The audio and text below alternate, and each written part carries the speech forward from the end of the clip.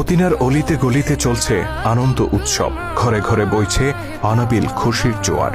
বাচ্চাদের জন্য প্রস্তুত করা হচ্ছে নতুন নতুন জামা কাপড়। চারিদিকে এত আনন্দ, এত হই হুল্লোড়ের একটাই কারণ, দুদিন বাদে পালিত হতে যাচ্ছে মুসলিমদের সবচেয়ে বড় ধর্মীয় অনুষ্ঠান ঈদ। মদিনার ঘরে ঘরে যখন ঈদের খুশি, তখন হযরত ওমর রাদিয়াল্লাহু তাআলা আনহুর ঘরে দেখা গেল বিষণ্ণতা। তার ঘরে না ছিল বাড়তি কোনো উৎসব আয়োজন, না ছিল নতুন জামা তৈরির হিড়িক। অথচ ওমর রাদিয়াল্লাহু তাআলা আনহু তখন মুসলিম জাহানের খলিফা, অর্ধ দুনিয়ার শাসক তিনি। তা সত্ত্বেও নিজের কিংবা পরিবারের জন্য একটি নতুন জামা তৈরির আর্থিক সঙ্গতি তার ছিল না। এই যখন অবস্থা, তখন খলিফা ওমর রাদিয়াল্লাহু তাআলা আনহুর স্ত্রী উম্মে কুলসুম রাদিয়াল্লাহু তাআলা আনহা তাকে বললেন, আমাদের জন্য নতুন কাপড় না হলেও চলবে, কিন্তু ছোট্ট বাচ্চাটি নতুন কাপড়ের জন্য কান্না করছে, অন্তত তার জন্য একটি নতুন জামার ব্যবস্থা করুন। খলিফা